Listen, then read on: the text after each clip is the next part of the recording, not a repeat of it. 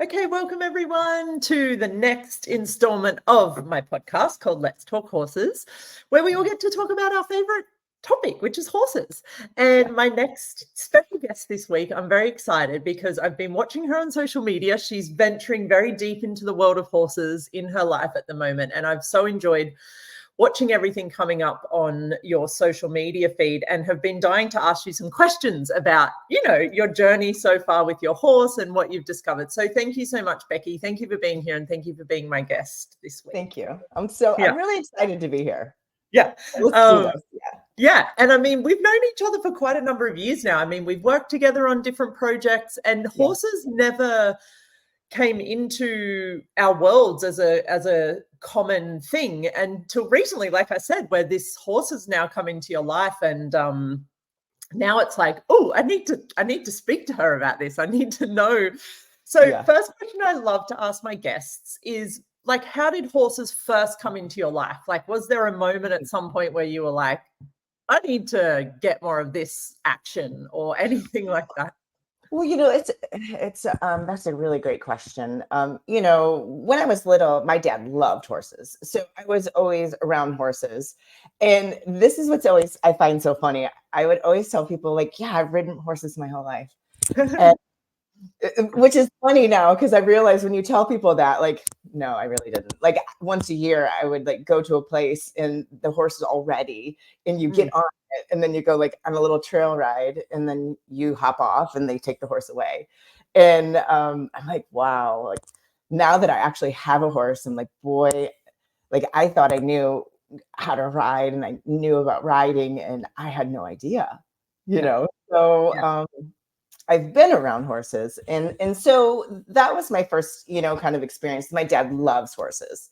And then, with Access Consciousness tools, I've taken SE, Conscious Horse, Conscious Rider. I've taken so many courses and classes, but I didn't have a horse. And, I wasn't sure if I wanted a horse. I didn't want a horse until recently.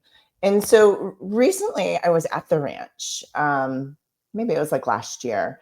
And you always ride in groups. And I said, do I actually like horses? Do I actually like riding horses?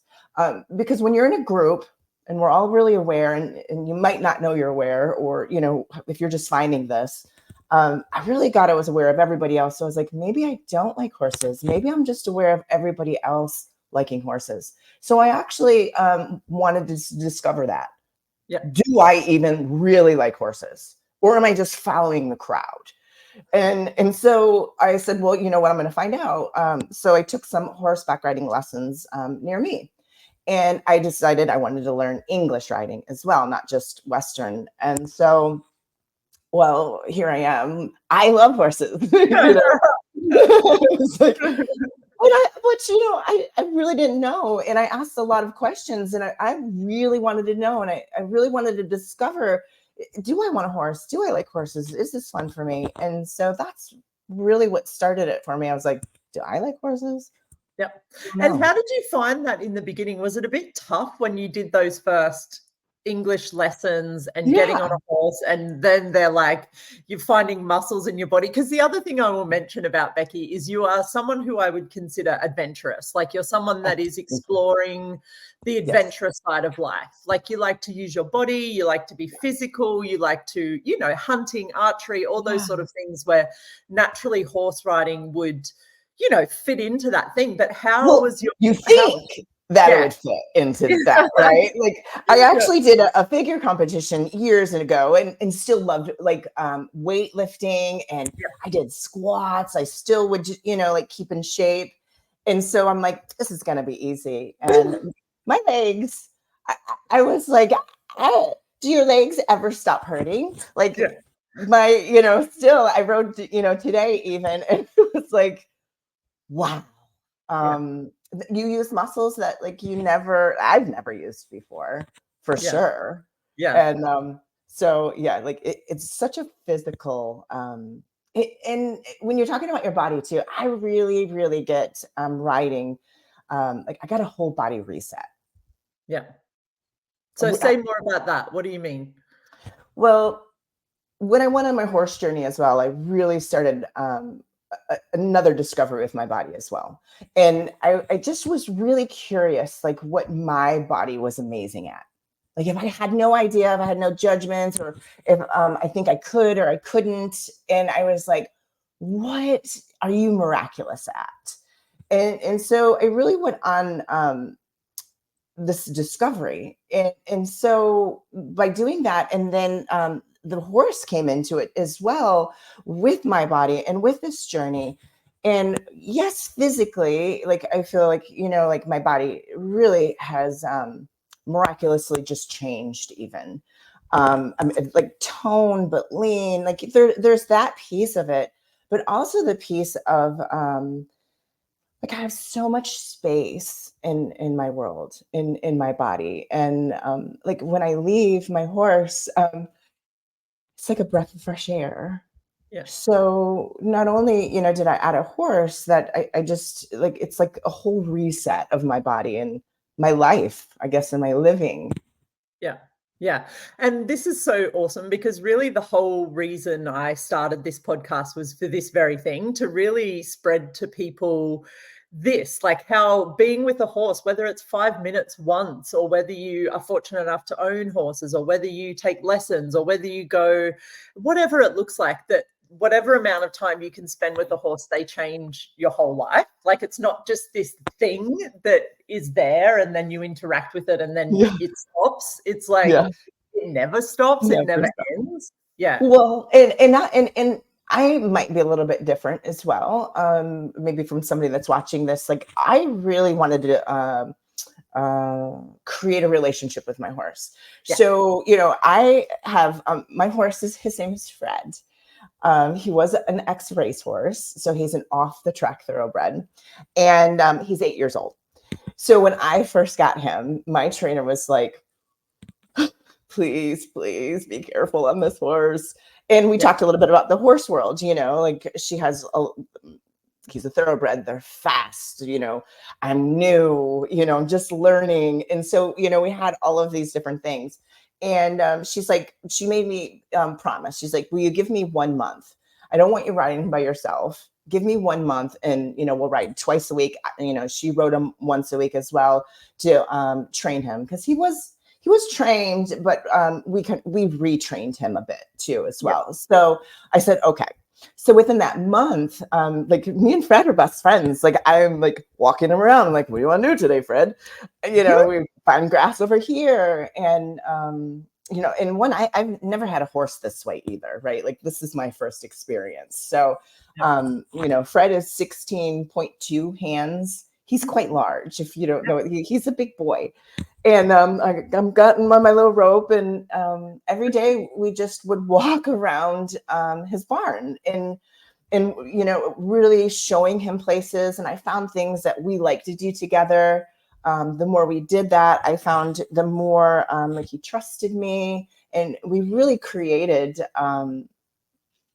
like this really cool creationship. So that was the beginning with Fred. Is a lot of on the ground together, not just riding.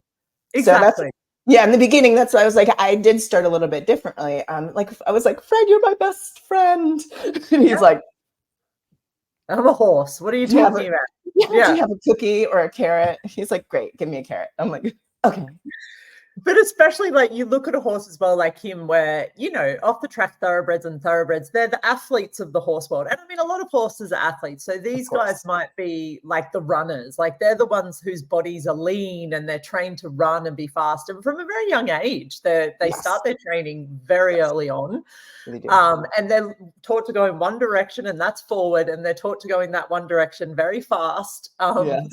Yeah. So also like when they meet a person where you're like in this question of like, hey, like, do you want to be my friend? Hey, what would make you happy? Hey, what do you want to do today? And he's like, what the shit? Well, like nobody probably asked him questions before. He's kind of like, I was really aware of, it took me a while, and he's like, wow. Because in my world, I was totally including Fred.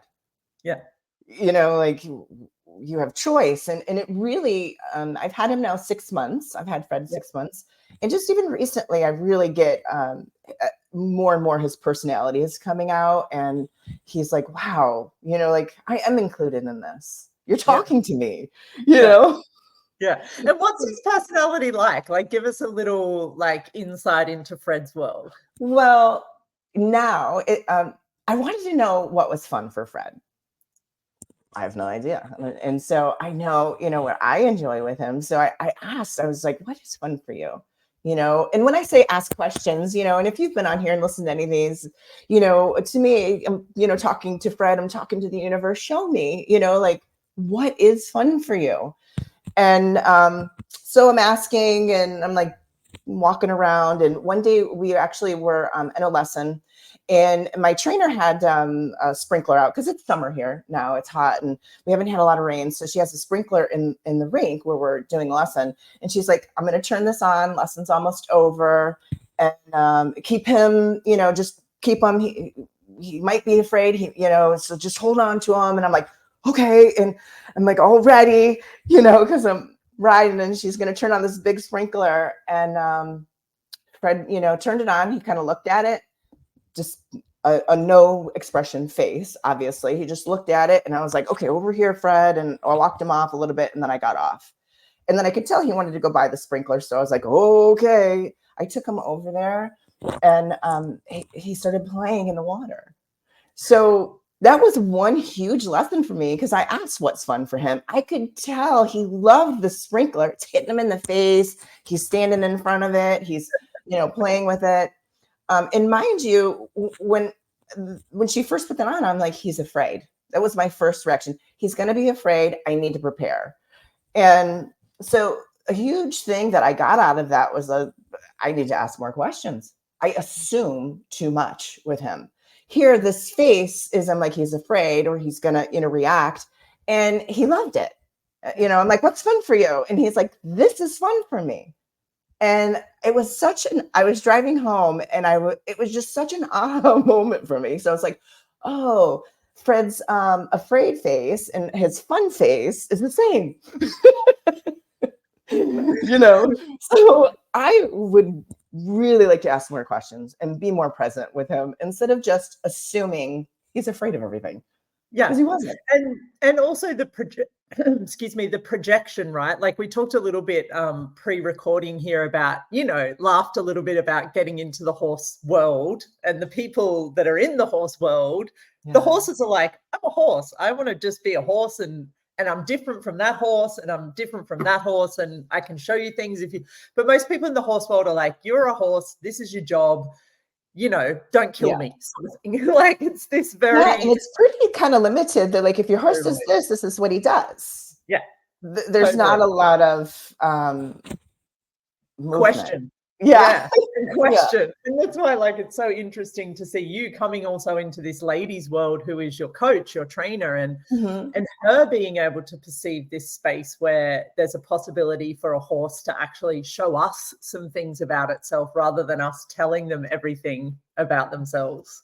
Yes. Yeah. And my trainer's actually been really wonderful. In the beginning, the lady that we got Fred from, like, he had a twist bit on, and there were some other things that might have indicated like he could be, like a takeoff kind of horse, or like he really needed to be handled.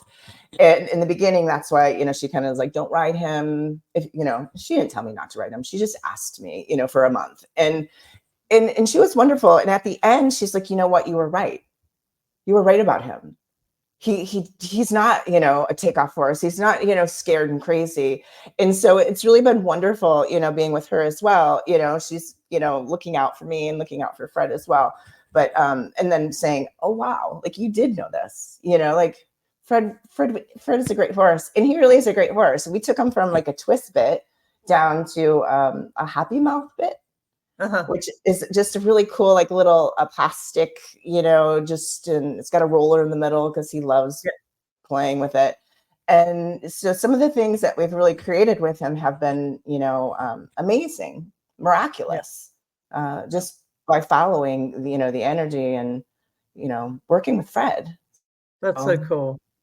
Yeah. And that's so cool that you have a coach, a trainer that's willing to like be aware of that stuff with you as well. Like this place where she's willing to be like, oh, because so many people in the horse world just won't even consider that there's any other thing possible. And it's not even that they won't consider anything else as possible. It's almost like it's instantly wrong. If it's not in line with the way they do it, then it's like, well, that's not right. That must be wrong because it's not how I do things. So I'm also so interested in this conversation, but also people like you, like all of my guests on this podcast that bring this element of consciousness to the horse world. And consciousness literally is just including everything and judging nothing. And really consciousness to me is question, because in question, and not question from a place of looking for an answer, but question like when you asked Fred, what's fun for you? It wasn't like you were looking for an answer. You were just asking for things to start to show up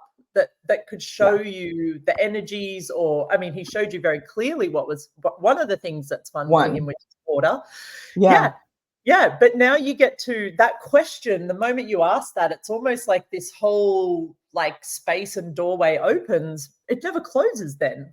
Forevermore, now that you and Fred are together, he's going to have the space to, excuse me, find what's fun for him, because maybe he doesn't even know yet as well, because he's never had the opportunity to explore that. So yeah, that's pretty amazing. And we were even talking about in the beginning, which was interesting for me as a beginner and not knowing anything. So if you think, like, nothing, I have like this clean slate, and I've really just been discovering things. I've been reading lots of books, I've been watching lots of videos, seeing what, would work for me, what wouldn't work for me. So I don't have like this set type of structure, or way that I'm like, this is what we're doing. And, even with my trainer, I love our when we have our sessions, is that she's like, I have an idea of what we're going to do, but we always pivot, because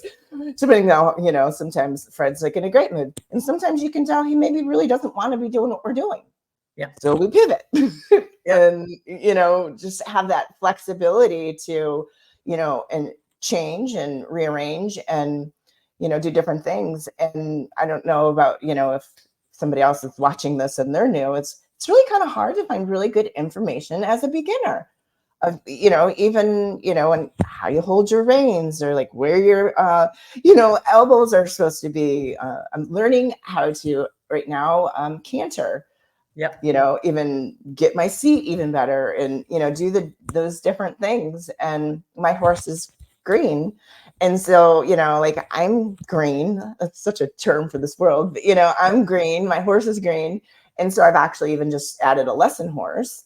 So recently that I could get on, and I don't have to worry about really what my horse is doing. I can just worry about like what I'm doing, because he takes care of me a little bit more. He's 20 years old, and I've been, learning some different things on him as well. And then it helps when I get on Fred too. So, just discovering what works and finding information, and it's been so much fun. Yeah. And I love the pivot thing that you talk about, because in a horse's world, structure doesn't exist. Like, I mean, for them, the only thing that, there's probably a billion things. I still discover every fucking day something new, a billion new things. But what I've found is that they're geared to thrival. Like, you wouldn't even call it survival, because they've way surpassed surviving. Like, they've taken us places and done things that have created, whole civilizations and societies. And so I'm like, they really are geared to thrive in this world and on this planet. Like, they've really made their environment their own. They've just nailed it with thriving in the environment that they're in. And they don't do any sort of structure. They don't do time. They don't do planning. They don't do anything. So I love what you said about your lessons, and your coach sounds fucking awesome. Where it's like, the moment you're like, I've got an hour, I'm going to catch my horse, I'm going to lunge 15 minutes, I'm going to saddle, I'm going to ride. And the horse is just like, what fucking language are you speaking? Because none of this shit means anything to me. And then you you're introduced to this world where it's like, if you're willing to allow them to show you how they've learned to be, then there's a world that they will open up to us that I think will change our worlds. And we talked a little bit before we recorded as well about where we wanted to go with this podcast, and maybe you could talk a little bit about that too, because you allowed this horse into your world and you became like whatever you and Fred have created together, but then it's this huge ripple on effect from there. Like, can you talk a little bit about how this one choice, even though it's been a lot of choices, but how it's really changed everything? Well, even before my horse, I think I was telling you a little bit, like, I love looking at being the leader of my life in that energy, in that sense. And, when I do business, that always would come up for me too, of like, being the leader. And that's really being me, knowing what I know, asking questions, like, and so it's always been easy for me in other areas. And then I said, when I got Fred, and this was all new, he was showing me where I wasn't being the leader, right, of my life, and was it hard? Like, and still I feel sometimes it's like these ups and downs. But every time I get that, it really helps me discover more of me. And, if you are able to ever be in the presence of a horse, just like what you're talking about, the awareness that they have. Yeah. Amazing. Their instincts of their environment. They're so highly attuned to their environment. Today it was really windy, and Fred's like a little bit more different when we're riding, and I have to be aware of that, because like there's things moving and things are happening, and their awareness that they're willing to have with trusting me while I'm on him, but the trust that they have in the instincts that they have with their herd, and who they're around. It's just, for me, that's one of the things I was like, wow, am I using my awareness as much as I like, wow, I can turn that up more, right? Like, really thrive more. And when you're around a horse, you get that. They're so confident. They're so trusting in themselves. 100%. So that was a huge thing. And then what else I really, really loved that really helped me was like the nonverbal communication that they have. Do I always have to fill the space with words when I'm around people or on meetings, and different things? Like, I wonder what I could be aware of, and what just with the it's just their sense of being. They're not like, hey, Becky, I want a carrot, but I'm like, he can tell, like, he's like pulling, I'm like, oh, okay, Fred, hold on. They just have ways of just getting everything that they want, not even using words. So I was like, I'll have that. I love that. I love it. I mean, those are just a couple things, I mean. Yeah. But even like, because for me, it's so obvious. And I think for horse people that also combine some of this magic and consciousness and question and stuff, you can be exactly like you said, you can be on a Zoom meeting or in a meeting with a bunch of people, and it's almost like the energy of your horse or horses in general contributes something there where it's like, and this is what, again, like what I really desire to invite people to is not even like, and go your journey with horses. Like, you chose to have a horse in your life and learn a style of riding, and that's for now. Like, who knows what will happen next with you, with you and Fred, with you and other horses. Like, it's just the beginning of another journey. But what it's brought into your life is something then that goes boom, boom, boom in all of these other areas: your family, your kids, your husband, your business, like the other animals you have in your life, the other people you have in your life. Like, it's this space where you become a part of their herd and they become a part of yours, but it's kind of like just this energy of horses. And I mean, Fred has been your main horse so far, the one that's probably the most energetically kind of in your world, but it's really horses in general have this energy. Definitely. They really do. Fred is an only child right now. I like to tell people that he's so spoiled right now. but the horses at the barn, like Yeah. everyone laughs at me because I walk in and I'm like, hi, Petey. Hi, Rusty. Hi, Saxon. And hi, Cece. And they look at me and, now they're so used to it. Before they're like, is this person talking to me? But, I greet everybody I come, like, just to have that in your world is so amazing. And it actually changes the molecules in your body. Totally. I leave the barn, and the only reference that I can have, and maybe you guys might get this, you might not, depending on if you're just finding us, but there's these body processes that we do, that access conscious body process, like a 3-day body class. For 3 days, it's, you gift and receive with hands-on processes on your body. And if you want to know more, you could look it up more, because there's definitely more to We'll it. Post some links. There's definitely more to it than what I'm doing. But I had a moment when I left that barn and I was like, one day I said, I feel like I've just been in a weekend in a class. Yeah. Wow. Every molecule in my body has changed. Yeah. Amazing. Amazing. And maybe it's the presence that they have. Maybe it's 100 things that they contribute to you. They contribute to your body in so many different ways, because they're just so present. They're so in the moment. They're not like us thinking like, oh, did I make him mad? Like maybe he's mad at me. Or, instead of being present with, the horse, I'm over here going, oh, I think tomorrow he's going to be mad. So maybe we shouldn't, or, horses don't have that. They're still just present. And in the presence is a molecular dance party. Yeah. With my body. It's the only way that I can just even, speak to the exuberance that it feels in my body after you allow yourself the gift of being around a horse.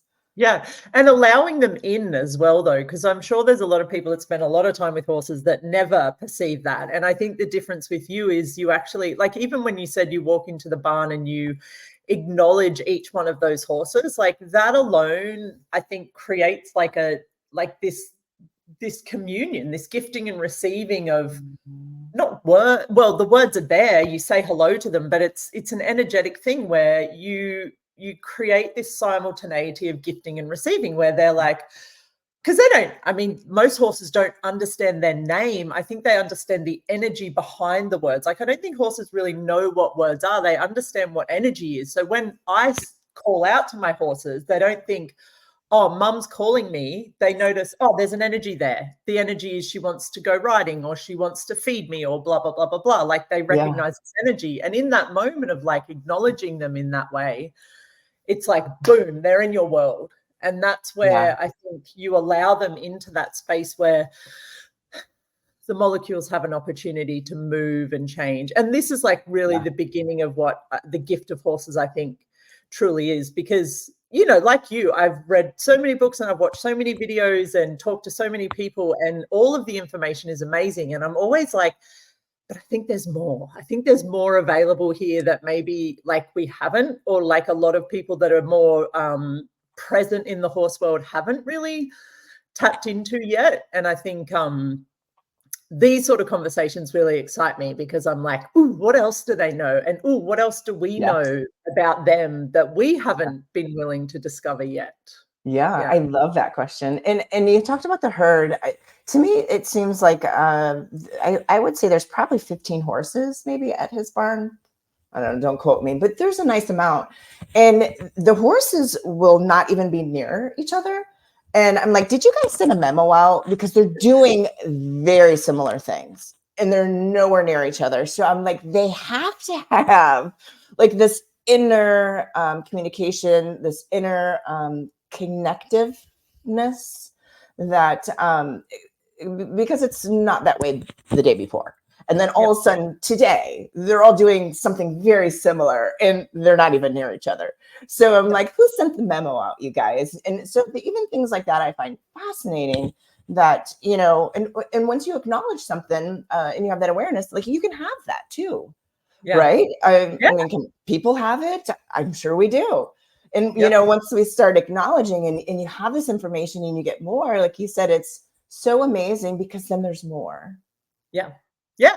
And I love that, because the moment you acknowledge something, more of it can show up. The moment you acknowledge that horse and you acknowledge them, then they're like, oh, she acknowledged me, more of me can show up. Do it with people, do it with animals, do it with nature. Yeah. Anything you look at and you acknowledge that thing, like whatever it is, that's fertilizer. That thing is going to start to blossom and change and grow and become something different. So, okay.